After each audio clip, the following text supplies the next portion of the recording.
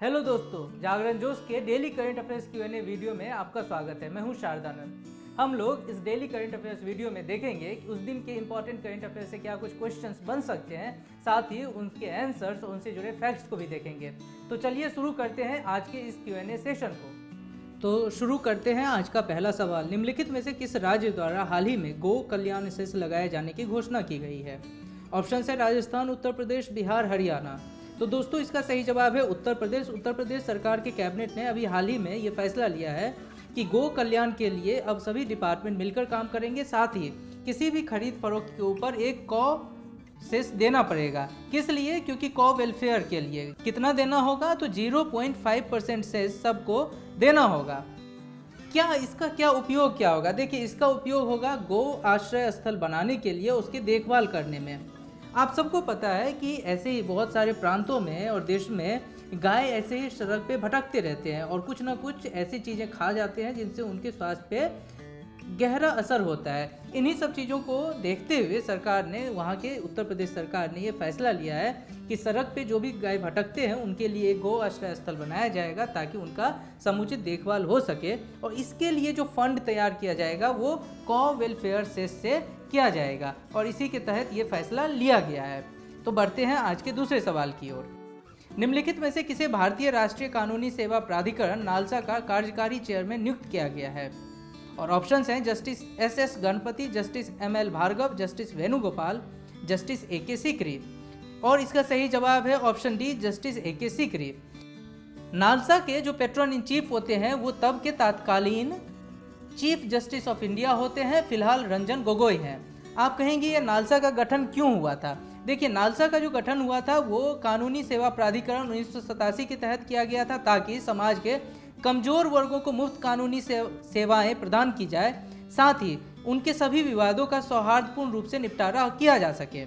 इसीलिए भारत का जो कॉन्स्टिट्यूशन है उसमें आर्टिकल 39 ये कहता है कि सामान्य न्याय और मुफ्त कानूनी सहायता सभी को दी जा सके। उसी के तहत इंडियन कॉन्स्टिट्यूशन के आर्टिकल 14 और 22A के तहत राज्य को यह भी सुनिश्चित करने को कहा गया है कि सभी लोगों को, चाहे वो गरीब हो, अमीर हो, दबे हो, कुचले हो, सभी को कानून के समक्ष समानता का अवसर दिया जाए। और इसी के तहत नालसा का यहाँ पे गठन किया गया है। तो हम बढ़ते हैं आज के तीसरे सवाल की ओर।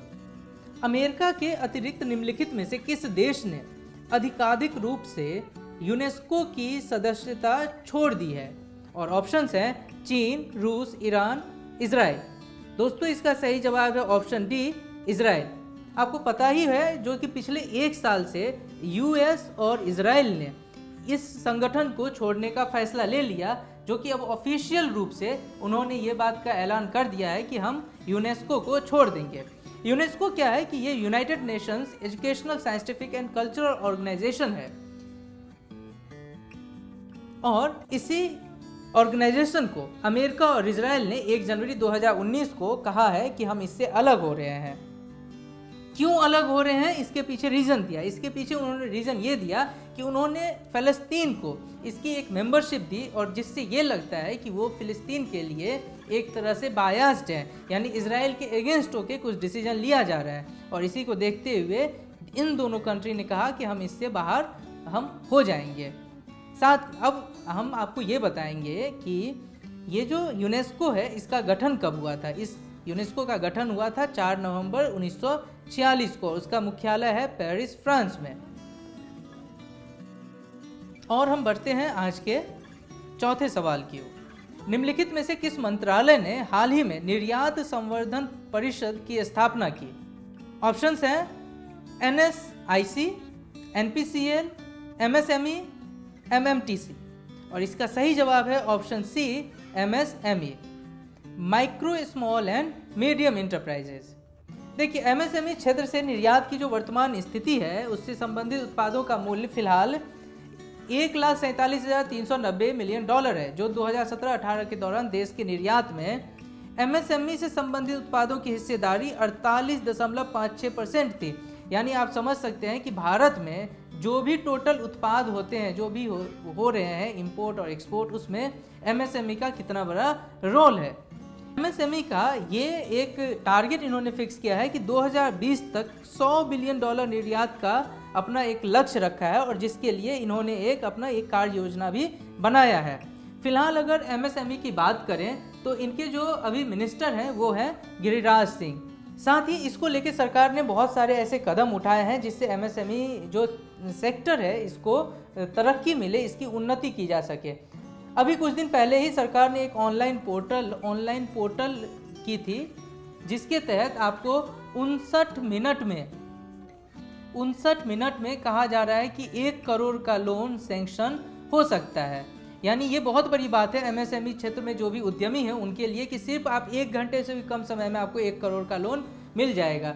साथ ही ये भी कहा गया है कि जितने भी इंडिया में पीएसयू हैं, पब्लिक सेक्टर अंडरटेकिंग्स हैं, पीएसयू को बताया गया कि 25% जो वो माल खरीदते हैं, टोटल परचेज करते हैं, वो एमएसएमई से ही होना चाहिए। यानी ऐसे कुछ इनिशिएटिव लिए गए हैं जिससे कि इस सेक्टर को बढ़ावा मिल सके और इसीलिए सरकार ने इस तरह से एक निर्यात संवर्धन परिषद की भी स्थापना कर दी है।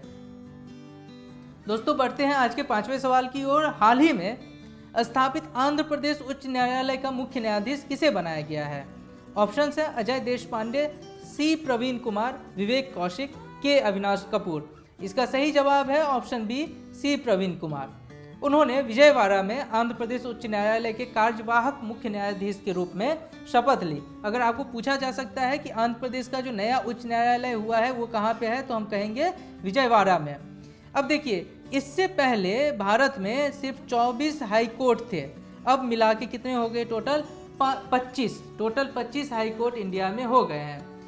अब हमारे सामने ये सवाल उठता है कि अगर कहीं भी किसी भी स्टेट में हाई कोर्ट की स्थापना होती है यानी इस्टेब्लिशमेंट होती है, अगर हम इसकी स्थापना करते हैं तो वो कैसे करते हैं, कौन करता है?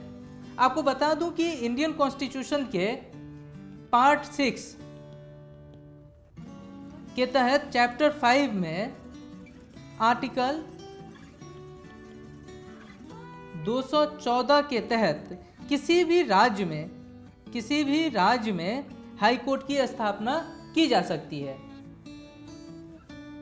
अब अगर यहाँ पे सी प्रवीण कुमार को वहाँ के उच्च न्यायालय का कार्यवाहक मुख्य न्यायाधीश नियुक्त किया गया है तो हमारे सामने ये भी सवाल उठता है कि इसकी नियुक्ति कौन करता है। देखिए, जज हाई कोर्ट में जो नियुक्त होते हैं उसका अपॉइंटमेंट प्रेसिडेंट करते हैं। प्रेसिडेंट इंडिया के केस में जो है प्रेसिडेंट ऑफ इंडिया होगा in consultation with chief justice of India and the governor of state. यानी इसके लिए सीजेआई भी होंगे और स्टेट के जो गवर्नर हैं उनसे भी पूछ के इसका अपॉइंटमेंट किया जाता है। तो होपफुली आपको बहुत सारे फैक्ट्स यहाँ से क्लियर हो चुके होंगे और बढ़ते हैं हम आज के 6ठे सवाल की ओर। किस भारतीय डॉक्यूमेंट्री फिल्म को Asia South East International Short Film Festival में बेस्ट शॉर्ट डॉक्यूमेंट्री फिल्म का अवार्ड मिला? ऑप्शंस हैं dreams of Noven, best of street, finding beauty in garbage, let's celebrate childhood. इसका सही ऑप्शन है फाइंडिंग ब्यूटी इन गार्बेज। देखिए, finding beauty in garbage को जो इंडियन रेवेन्यू सर्विस के ऑफिसर हैं सत्यकाम दत्त, उन्होंने इसे बनाया है, इसको लिखा भी है, इसका डायरेक्शन भी किया है और सिर्फ ये 7 मिनट की एक लघु फिल्म है। इस फिल्म में डिब्रूगढ़ शहर में फैले कचरे के ढेर पर व्यंग्यात्मक तरीके से व्यवस्था के ऊपर तंज कसा गया है। देखिए, अब डिब्रूगढ़ में कचरों का एक ऐसा सैलाब जमा हो चुका है कि जिसको लेके अब वहाँ पे फिल्म बन रही है और ऐसा कहा गया है कि इस फिल्म के जो स्क्रिप्ट लिखे गए हैं उसमें ऐसा कहा गया है कि वहाँ के लोग अब इस गार्बेज को लेके कोई भी चिंतित नहीं है। उन्हें लगता है कि ये उन्हीं के जीवन का एक पार्ट हो चुका है, क्योंकि कुछ ऐसी दुकानें हैं जिनका नाम हो गया है कि कचरे के सामने वाली दुकान, गंदे नाले के बगल वाली दुकान, ऐसे कुछ नाम हैं जिसको लेके वहाँ के लोग अब इन कचरों को लेके परेशान नहीं हैं। लेकिन इस फिल्म ने बखूबी इसके ऊपर एक व्यंग तो पेश कर ही दी है और जिसको लेके इन्हें अवार्ड मिल रहा है। ना सिर्फ अवार्ड मिल रहा है बल्कि इंटरनेशनली इस फिल्म को प्रदर्शित किया जा रहा है और अच्छा खासा इसे अप्लॉज भी मिल रहा है वहाँ से। हम बढ़ते हैं आज के 7वें सवाल की ओर।